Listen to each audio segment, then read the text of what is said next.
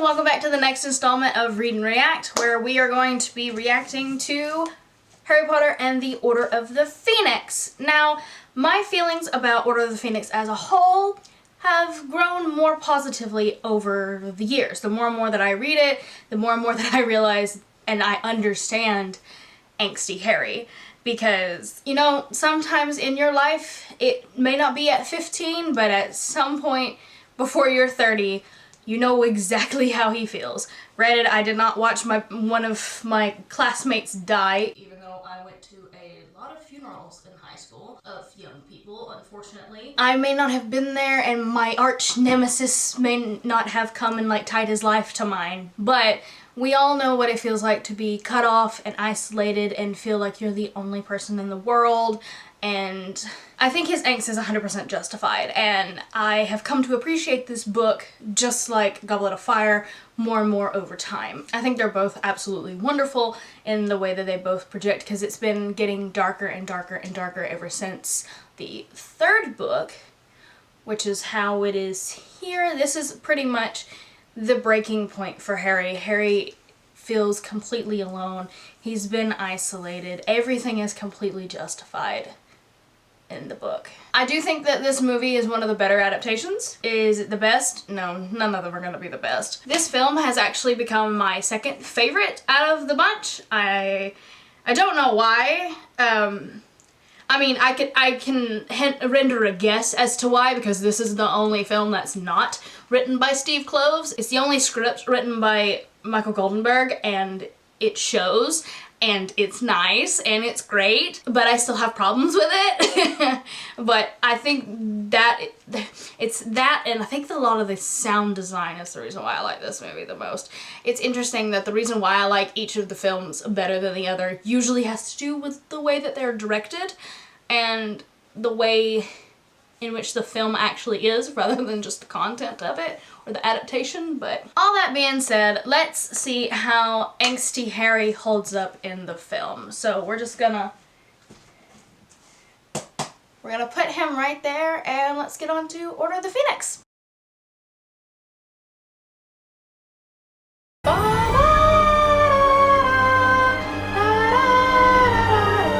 at the orb. I never until just now did I notice that that was an orb. Wow. That I love that. Oh yeah, give it all the points. That is great. Never did I even realize that. Wow. Now, I've always been conflicted about this opening because in the book, Harry is lying underneath the windowsill trying to listen to the Muggle news, and he's become so obsessed with the news now and the media coverage of what's been happening in the wizarding world, because Voldemort should be doing stuff. There should be disappearances, there should be deaths, and there should be stuff, but he's not hearing any of it because Fudge and all of his crew are trying to keep it under wraps because Voldemort's not back. And what I really do admire about this book is the portrayal of the media and how all-consuming and how manipulative the British press can be. It's kind of a commentary. It's from this one, and the seventh one in particular, about fake news and all this other mess, and it's actually really good, especially when you reread it in the current climate. It's very interesting. I really like it. But I kind of wish that there was a little bit of an obsessive fact with the media in this. I think I forgot to mention that this is the longest book and the shortest film. So, there's a lot cut out of this. Mrs. Fig. The best thing about Mrs. Fig in the book is that she's got a big bag of cat food, and she beats the shit out of Mundungus with it. But in this film, you don't know about Mundungus Fletcher because Mundungus is not in it. He's in the book. He's supposed to be one of the two people watching Harry, because Mrs. Fig has been watching Harry his entire life. There's supposed to be extra protection from the Order to make sure that Harry's doing okay, but Mundungus is the sketchy person that he is, and so he separated to go look at a bunch of cauldrons, I think. I think he was doing illegal cauldron selling or something. And Harry actually heard it earlier that he sounded like a car backfired. And that's when Vernon and Petunia find out that he's been listening to the news underneath the windowsill. It would just make sense, especially everything that's gone on. It would make sense that he would have a bunch of protection on him. Even Mrs. Fig says, "Have you no hope killed that poor Diggory boy last year, did you expect him to let you go wandering around on your own? Like, no, there should be extra protection. Whatever. Look at it, Petunia. Our boy has gone yumpy. I've reached my limit, you hear? And the more I watch this scene, the more I wish it was done the way that it is in the book. First off, the Dursleys in these films have been, it's really sad that they've been cut out of almost everything. But this right here is the breaking point because Dudley's actually been hurt in this. Through no fault of Harry. Harry saved him from what happened. There's this big row, however you pronounce it, between Vernon and Harry this entire time about Harry trying to get them to understand what in the hell has been happening, and Vernon's not having any of it. He gets the letter from the ministry and he's expelled, and Vernon's like, yes, absolutely, get out of my house. I don't care, get out. Then Harry gets a letter from Arthur who tells him to stay put. He gets another letter from the ministry and they say, you know, you haven't been expelled but you have a hearing. And then he gets a letter from Sirius and he's saying, you know, stay put, and Vernon is going off because all of these owls are coming into his house and he's absolutely tired of it and it's just chaos. And then there comes a howler to Petunia and Harry goes, oh, you better open that. If you don't open it, it's gonna scream, it's gonna be worse. You might as well just go ahead and open it and get it over with. And they don't, and Dumbledore's voice bellows, remember my last Petunia, and Petunia starts to question Harry about what exactly happened, what is all this stuff. Petunia knows what it is, what's going on, because she says that's what that boy said a long time ago. She's talking about Snape, and obviously Harry doesn't know this, but she says no, the boy stays here. He has to stay here. And so one time she stands up for her nephew, and I wish that scene had played out exactly the way that it was, because it is so powerful and power driven, and it's really good. The thing that bothers me about this scene is that they take off and then they fly in the middle of the Thames, in the middle of the Muggle world, that way all of the Muggles can see them. No, I'm glad you want to put in an action scene, but that's not how this works. What about the Statue of Secrecy? They're supposed to be up in the clouds, just double checking as they go into London. They are not supposed to be seen. I guarantee you a shit ton of people saw them on those brooms. That would have made headlines. No. I don't care if you need an action sequence. You should have replaced that with the big fight between Harry and Vernon. I'm just saying. This is not how the Fidelius charm works, but if I'm going to complain about everything, we're gonna be here all day. Because right there is when Mrs. Black is supposed to scream. She was actually supposed to knock over all of the umbrellas. It was supposed to be a big mess, and Mrs. Black was supposed to scream. Like, I do like the creation of the house. The production is great. But why isn't Mrs. Black screaming? It would have set the tone for the house so well. I don't know, maybe it's just me. So what is this place? It's headquarters. The Order of the Phoenix. It's a secret society. What, Ron couldn't have finished that sentence? What, he's basically become somebody who knows nothing at this point. Oh, I'm so over it. But why would he want to keep me in the dark? I mean, maybe I could help. After all, I'm the one who saw Voldemort return. I'm the one who fought him. I'm the one who saw Cedric Diggory get killed. Harry, thought we heard Yeah. your dulcet Harry- tones. Don't bottle it up though, mate. I don't know. There's one thing, like, Harry's supposed to be really anxious and, like, angsty and very upset and isolated in this film. I want to say Dan gets better as it goes on, but I just feel like he's holding something back in his performance. But that's just me. Voldemort may be after something. Something he didn't have last time. No, that's enough. He's just a boy. You say much more and you might as well induct him into the order straight away. This row is completely underplayed. It is a bit worse in the book because before Sirius even starts, she says no, absolutely not. Harry can't know, none of the kids can know, and I think there's a push where Harry has a right to know, and she's like, okay, fine. Fred, George, Ginny, Ron, and Hermione get out. And they're like, no. Fred and George go, no, we're older. We can use magic now. We should be able to know. And Arthur backs them up, and she says, fine. And then Ron's like, he'll just tell me and Hermione what's going on anyway. And so she says, fine. She goes, Ginny, get out. Ginny, poor Ginny, just gets booted out of the kitchen. It's really sad. As the Muggles say, truth will out. Yes? I don't think Arthur knew that it was supposed to be in front of the entire Wizengamot until they got there, because I think it was supposed to be in Amelia Bones' office. It wasn't supposed to be this big grandeur thing, but Fudge wanted to turn it into this. Where is his half-moon spectacles? Can somebody riddle me that? You're supposed to be wearing glasses. What are you doing? This court's pretty good.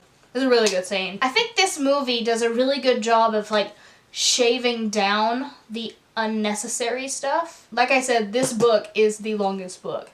Sometimes a lot of the criticism from the book is that it's too long, that there's too much information that we didn't need. So I think this movie does a really good job at like shaving down some of the bits that you can cut out. Now, I think the biggest change from book to adaptation with this just opening section is that Mrs. Weasley puts all of the kids to work cleaning number 12. There's hints of RAB and the locket, and like there is stuff in the book that is able to set up the final book, but I understand why it's not really relevant now. What's life without a little risk? I don't want to see you get shut back in Azkaban. The only thing about this that doesn't play out is that I think it was Lucius Malfoy who was supposed to have seen that Sirius was there. He was supposed to tip off the ministry and whatnot, and Sirius goes under like lockdown pretty much. I think that that should have been in it because that builds up more of the end of what happens to Sirius. But I do like this change where Sirius is the one that gives Harry the picture of the old order rather than Moody. Moody does it. Moody goes off and he starts talking about how all these people are dead and like all this other mess. But you have Sirius here being very gentle and comforting about it and going through and having this kind of like heart-to-heart moment with him and letting him know all of the stuff that's has happened and what he thinks will happen. I think that they changed it mainly because Sirius is not in the fourth movie as much as he should have been, because between Prisoner of Azkaban to Order of the Phoenix, like from when his character's introduced and we are on his side to when he dies,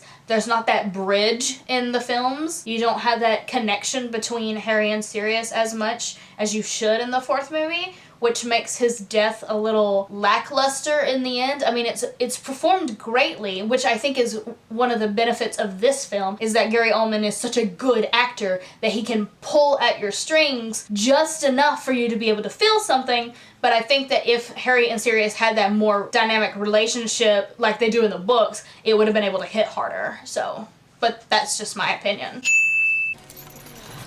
Oh, Cho.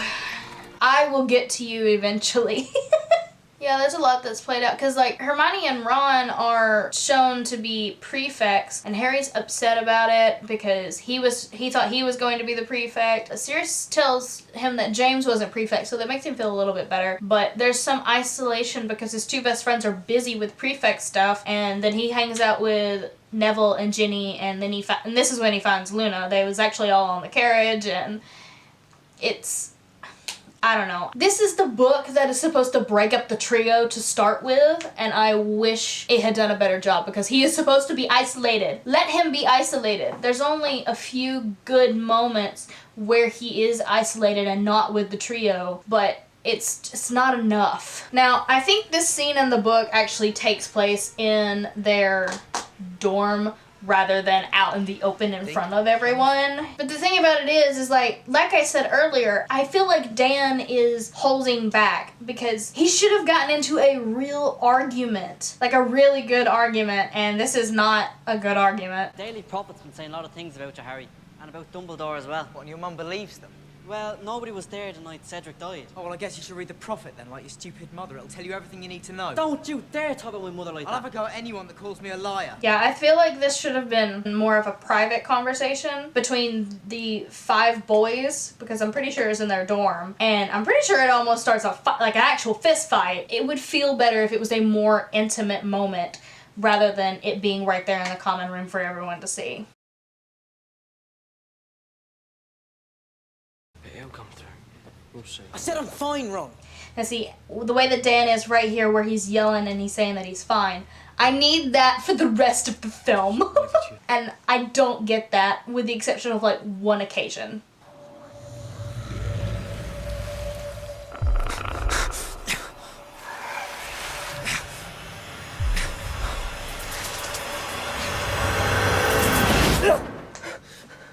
I do like the way that they do his visions and his dreams and stuff. I do like that. Ooh, WLs, more commonly known as owls. An exam you actually get to sit through in the book. I think I said it last week. I don't know if it made the final cut. I don't remember. But this book is the one that I finally realized just how much schooling is in this series. They actually have to learn magic. Whereas when you watch it, it's as if they just manifested it. Like, they didn't need any training. They already know how to do all this stuff. And it's annoying as shit. It is the view of the ministry that a theoretical knowledge will be sufficient to get you through your examinations, which, after all, is what school is all about. And how's theory supposed to prepare us for what's out there? I want to know if that is a comment on education system as a whole, because your education system, no matter where you live, does not prepare you for the real world. So according to you, Cedric Diggory dropped dead of his own accord? Cedric Diggory's death was a tragic accident. It was murder. Voldemort killed him. You must know that. Enough! That scene is so good.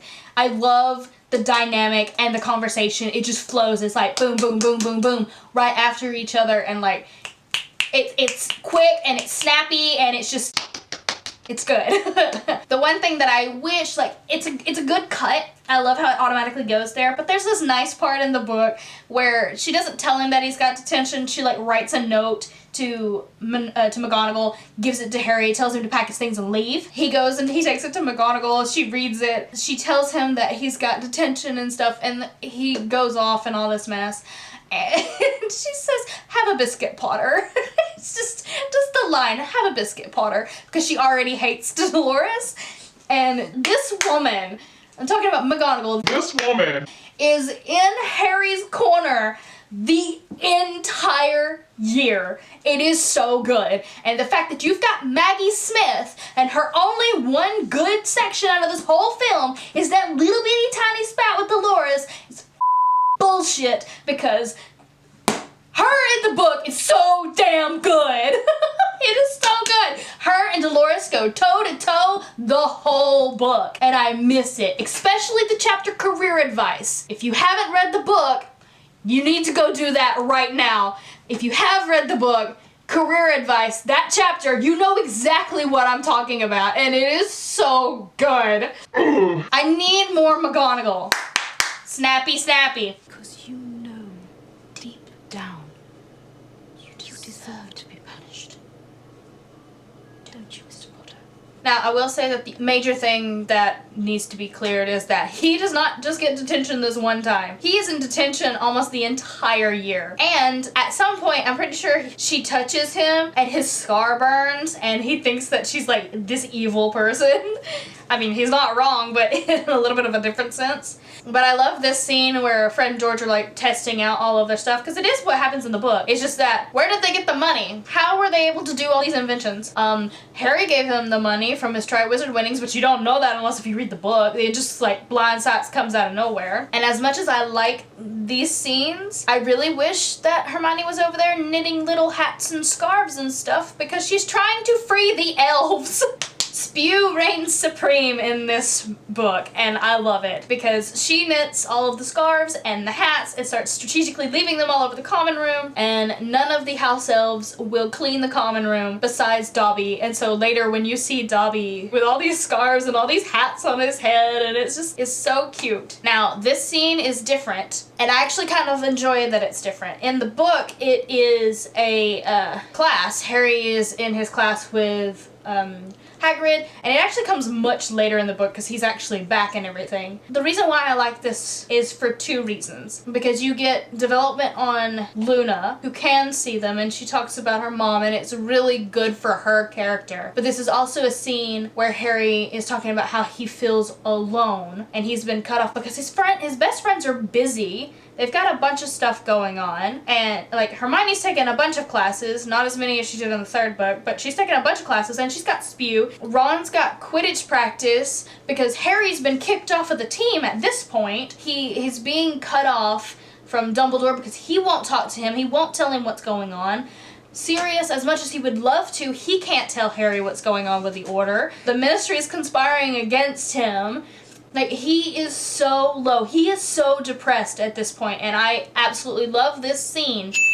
But I love this scene because it's really when Harry is kind of like almost to his breaking point, where he is being so isolated. I just think that it would have been better if it came a little bit later in the film and they had used all of the other stuff that was in the book. I think not having Quidditch in this film is really bad, because that is the one thing that he has going for him in this entire film is Quidditch. Everything around him is so bad, but he has Quidditch.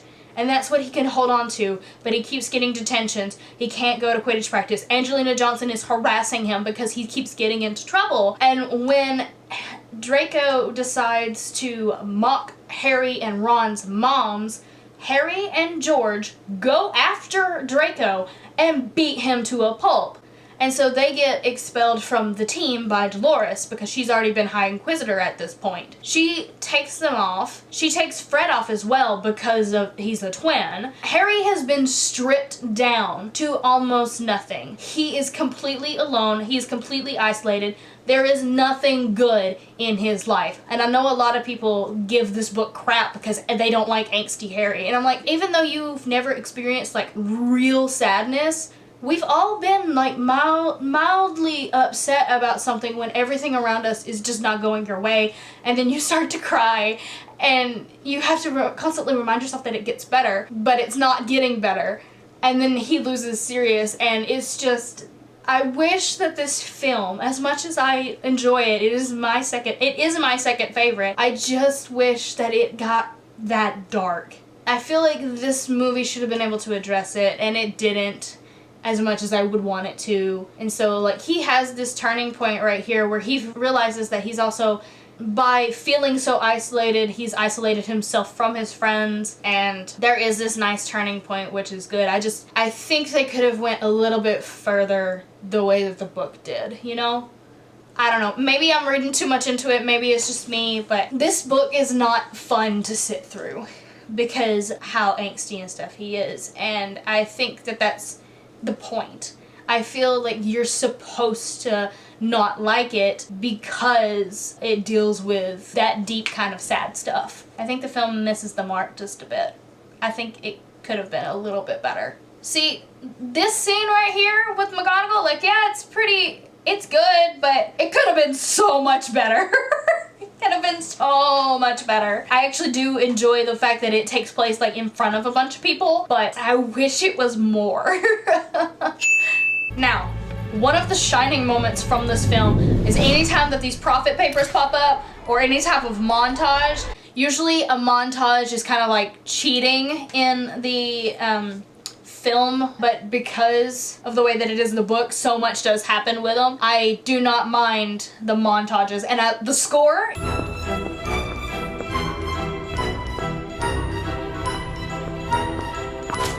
is so good, and I absolutely actually do love these montages of like her trying to execute her power and stuff in the school. So I'm not gonna be mad at that.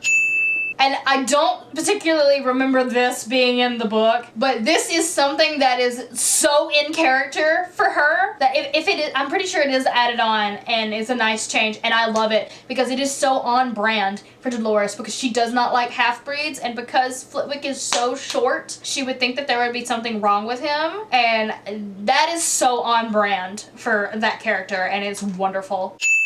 It just helps to show that she is a bad person. She is a terrible person. And you are in grave danger, and I hope you get your comeuppance. But the thing is in the end, even though Voldemort's defeated, the real evil of Dolores Umbridge still carries on. The woman is still alive, and she is still terrible. And just like the real world, where there are bad people out there who do bad things, and we all know that it's bad, and she still gets to live with it as if nothing has ever happened. And it's crap. You have the right to dismiss my teachers. You do not, however, have the authority to banish them from the grounds. That power remains with the headmaster. The only thing wrong with it is that he doesn't bring in Firenze, however you pronounce his name. I don't know, however you pronounce his name. at the end to be able to take over that class. Top priority. Furthermore, we have convincing evidence. I think the radio broadcast right here is supposed to replace Percy's letter to Ron about what exactly is going on, because there's a big falling out between Percy and the rest of the Weasley family over loyalties to either Dumbledore or Fudge, and Percy chooses the wrong side, and he's trying to convince Ron to turn on Harry and stuff. Hey guys, Editing Lex here. While editing this, I just noticed this, but like, I know the wizards have magical radios, even though it's not in the series. You know, in the 7th book they have Potter Watch and whatnot, but Muggle technology is not supposed to work at Hogwarts, right? I'm very confused by this. I need somebody please let me know, unless if this is like magically tampered or something. I don't know. I don't get it. I don't think there's ever been a radio at Hogwarts. I need someone to let me know that I'm not going crazy and that this radio should not be here. The one thing about the fireplace, like, it's a good scene. The one thing that I wish was in it was Dolores's arm coming through and trying to take him and grab him and trying to watch all of them, because it would have just added to that little bit more of control that she has. Because at this point, she's got so much control in the school. She's having all the fireplaces watched, which makes more sense whenever Harry goes to use the Flu Network to get to the Ministry, because one of them drops that she's got all the fireplaces under wraps and like is watching all of them. He says not all of them, but how do you know that? No one has talked about that in this whole film. The fact, if she had reached her hand through to try to grab Sirius, you would have been able to understand that line a little bit later, but other than that, you are given no context as to why in the world she would be watching all of the fireplaces. When you're a second away from being murdered, or watching a friend die right before your eyes, you don't know what that's like. It's a very raw moment from Harry, and it's really good, because Harry doesn't talk about it. He doesn't want to talk about it with anybody. He doesn't want to put that kind of burden onto people and his friends. It's very poignant the one time that he does do it. I love that Fred and George are still the first 2 people to sign up, because they were like, yeah, we're gonna do this. The one thing that I don't like is that that piece of paper is not cursed the way that Hermione done it, because it's just... I'll get to that later. It's really annoying that Neville gets all of Dobby's stuff, because Neville has some good stuff as well. St. Mungo's, am I right? Since they got rid of Dobby, I understand why Neville is the one that finds the Room of Requirement, because he is also in that place with Harry where he also feels a little bit depressed, and I understand that he's the one that finds it. And Neville being hopeless at magic is not discovered, because you don't know that he's been using his dad's wand this entire time. And until the Ministry of Magic, when the wand breaks, he has to get a new wand for the 6th book, and he can do magic so much better. But that's not explored in this either. I think this is the most magic learning that you get out of these entire film series. You have this and the Wingardium Leviosa class and the Ridiculous class, and maybe the other classes with Moody with the Forbidden Curses. Like, this is the one where you actually get to see them produce magic and learn magic, like, throughout for a while, as it looks like it's an extended period, rather than just having one offbeat class when it's appropriate to the plot. I love Ginny. It may not be her bat bogey hex, but it's still pretty good. It's just learning all this makes me wonder whether if he'd known it. Cedric did know this stuff. Now, this is my reason why I don't like Cho. It has nothing to do with movie Cho or the actress. I think movie Cho was actually done dirty by her comparison for the book, especially when it comes that she is the one who supposedly turned in the DA. That she's done dirty for that. I will defend her on that point with this film. But Cho's character as a whole, mainly in the book, I don't like, because she's only trying to date Harry because she's trying to cling on to the person who saw Cedric last. Like I said in the last video, I think I would have liked Cho more if either Cedric had lived or she had never dated Cedric. That is the main issue at stake with me when it comes to Cho, because she's wanting Cedric back. She's grieving. She's not able to move on. Now, granted, Harry is not the best boyfriend to Cho, and that shows because of his inexperience with girlfriends in general. Cho's his first one. He's never had one before. And so Cho's insecurities in the book about Hermione are completely valid, especially where Harry is concerned. But it's a bit convoluted. I mean, it's very, very real, because petty drama like that does happen in high school, so I cannot fault them for that. But what I can fault her for is that she's trying to hold on to Cedric through Harry, and it's not fair to her, and it's not fair to Harry. Again, to be fair, they are 15. They won't notice that. They won't realize that until much later. She won't be able to understand how she's feeling. But that was always my main issue, was that she was just trying so desperately hard to hold on to whatever part of Cedric was left, and she can't. I don't think she ever actually really had feelings for Harry like Harry did for her. That's just my opinion. That's why I don't like Cho, because she used Harry in that way. Here we go. Daddy's back. And the number one thing that bothers me about this is the whole Mungos section is cut out. Like, they do a decent job of filling in, like, those missing sections, especially when it comes to Neville's parents. But I think it would have been more poignant if you actually get to see Neville's parents. You also don't get Professor Lockhart, which is a shame. Anytime to get Kenneth Branagh on the screen being Lockhart, not having any memories, I'm here for it. Give it to me. You don't get to see Bodrick Bode and the Devil's Snare and like the other mysteries of what's going on with the Ministry and stuff. It's fine, I guess. I mean, they pick up on the important parts at certain points in the film, so.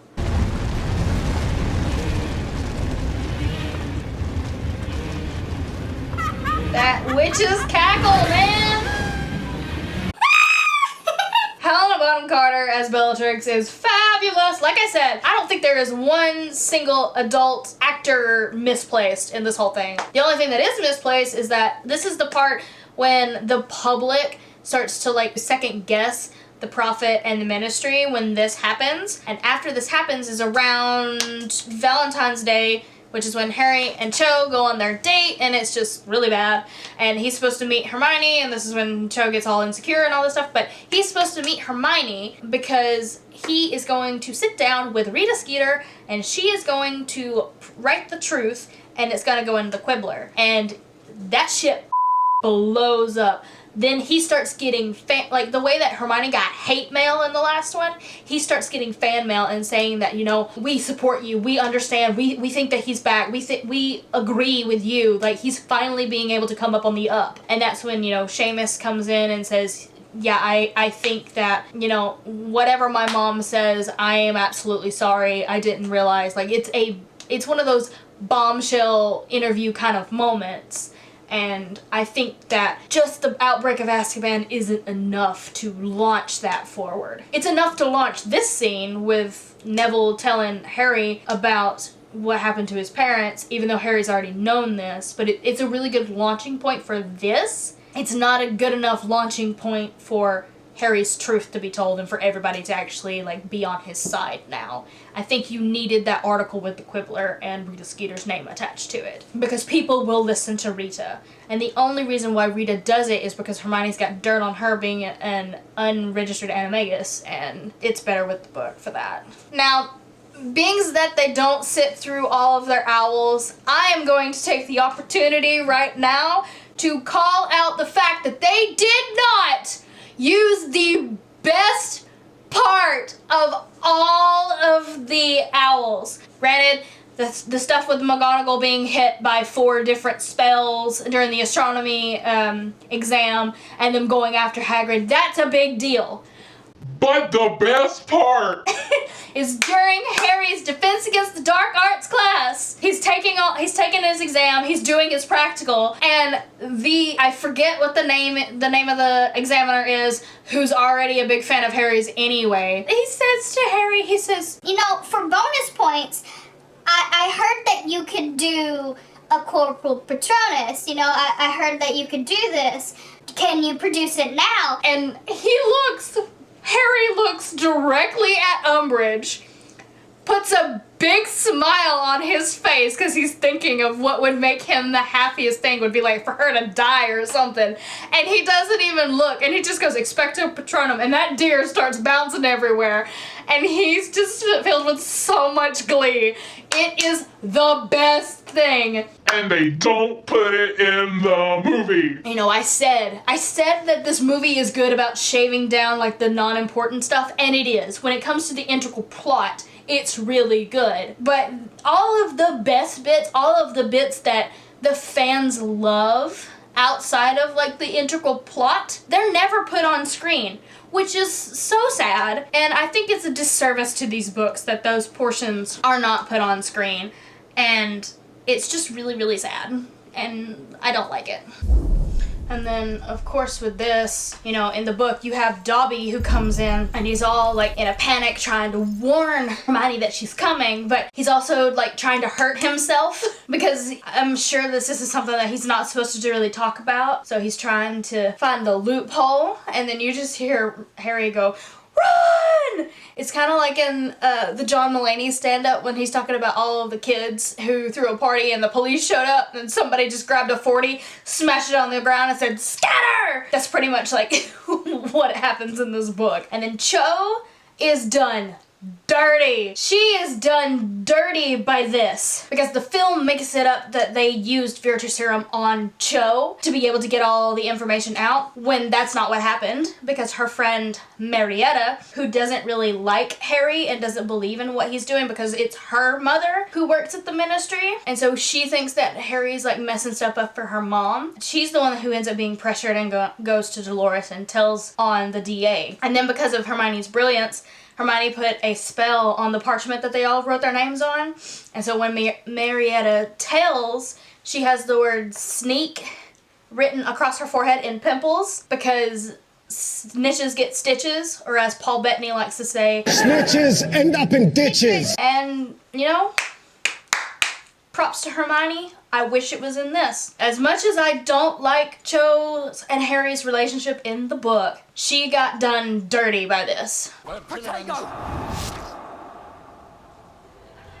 The only thing about this, in the book, Harry looks into the Pensive. I forget what happens. I want to say it was the swamp that Fred and George set off, but I don't remember. Harry looks into the Pensive and he sees like the whole scene of what exactly happens, which I absolutely love the scene. I wish the whole thing was in there. But for film adaptation's sake, like I said, they have to trim down all of the stuff. I actually enjoy this for adaptation's sake. And I mean, the conversation, it's all fine. It's just that he does have a conversation with Kreacher first. He gets to Umbridge's office and he has this conversation with Kreacher, and because Kreacher doesn't like Sirius, he tells Harry that he was not at home. I don't think he specifically says where he is, but he just says that he's not here and he's not coming back. I don't know. Like I said, 30 to 45 minutes. They could have done a little bit more. This scene is great. I mean, it would have been better if there was some actual dialogue from the centaurs and they weren't just CGI'd there, but I can't complain too much. We've already complained enough. Please stop it. I love how Hermione is like really into saving the centaurs and trying to be like an advocate for them when she has absolutely no precedent in the rest of the films to do that. She has the same moment again in the 7th movie when they go to the ministry. It's like this moment right now, she's trying to be some kind of advocate. And it's like, you took away Spew. Why would she have these feelings? Her being in Spew is like a really big part of her identity. She is a civil rights activist, which is hilarious. But she is a civil rights activist and she constantly wants to better the world around her. I'm sorry, Professor. I must not tell lies. What a great callback, because I'm pretty sure that I don't think that was in the book, which means that is a missed opportunity, but that is great. It is callback, be like, I can't tell, you told me I couldn't tell lies, so I'm sorry. Okay, so this is the Department of Mysteries, and I have two qualms with it. I think that this whole section, this whole last portion of the film, at the Ministry and in the Department of Mysteries, is amazing in this adaptation. I absolutely really enjoy it. What I don't enjoy is the fact that there are no squid brains and there is no baby Death Eater. I came here for the squid brains, the brain squid thingies, and the baby Death Eater head. Like, that is what I wanted. Now it would be the perfect time to tell you a story. I read this book first. This is the first Harry Potter book I ever read.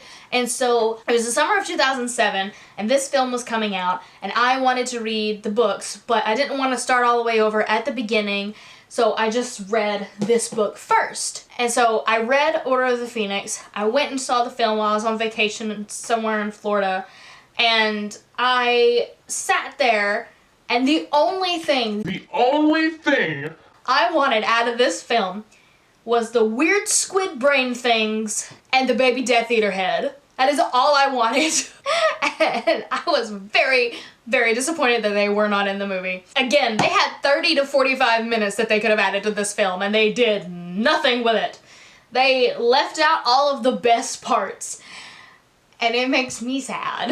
Don't you want to know the secret of your scar? I mean, he has been wanting to know all this stuff, like, for over a year now. And Dumbledore's been a dick and hasn't told him anything. So, he wanted to separate himself from Harry. That way Voldemort couldn't get into him and whatever and see what the stuff... But whatever, he is a kid who watched a classmate die and then he's been isolated by everybody. I'm sorry. The people who say that they don't like angsty Harry, you just don't get it, because I get it. He has every right to be so pissed off, because I would be mad. I am mad. I am mad for you, Harry. I am mad and upset and depressed for you. Yas, Jenny! Yas! She may not be using her Bat Boogie Hex, but that girl is so good. Movie Jenny makes her look horrific. Book Jenny is a badass. Get away from my godson. Okay, George and Harry may not have beat Draco to a pulp, but it makes up for it for Sirius punching Lucius in the face. I'm okay with that. Just dex him. Don't do it.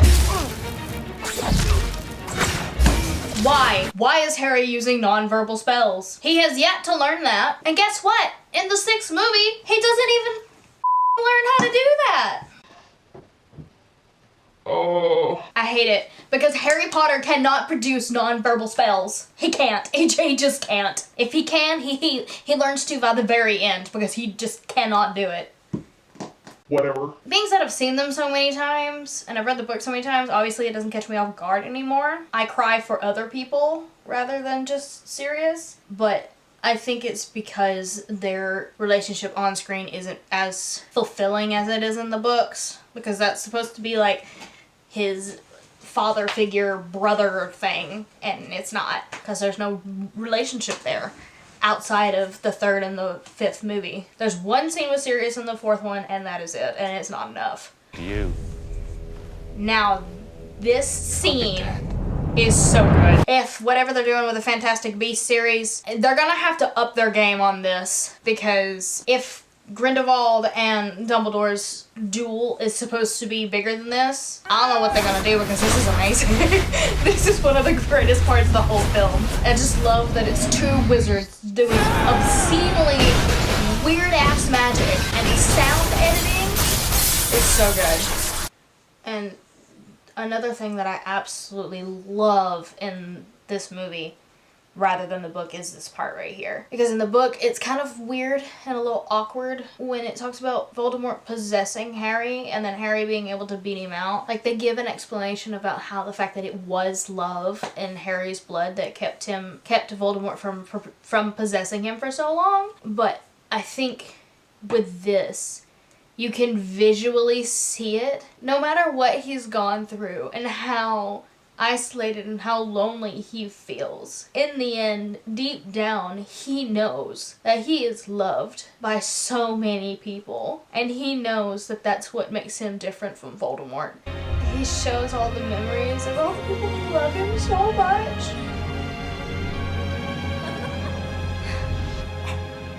Sorry. This is the one part of the film that I can't handle.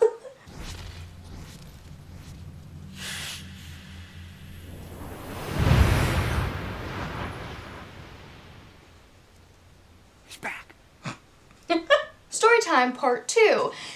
In said summer of 2007, while I'm watching this movie in the theaters with like a packed theater with my parents, we are watching this and it gets to this point and Fudge says, he's back. And my 12-year-old self just goes, well, duh! And the whole theater erupts in laughter. That, Endgame, Infinity War are going to be the 3 most amazing theater-going experiences I am ever going to remember in my entire life. It was great. Oh god, I can't express how great that moment was for me. It was so good. I don't think I've ever made so many people laugh so hard, and it was just wonderful. Just me and my little 12-year-old self going, well, duh! And the whole theater was in stitches. It was great. I do not like this scene. I didn't mention it before because I forgot because I went on something else. But in the book, Harry does not know what the prophecy says. He doesn't hear it. It gets smashed before he can hear it, and so he hears it through the Pensive. And Harry and Dumbledore have this conversation. But the thing is I don't like how calm Dan is in this scene. I don't know if it's a director's choice or what it is, but Harry in the book smashes everything in Dumbledore's office. Dumbledore's pretty much giving him stuff to break at this point. Like, that is how mad and pissed off he is.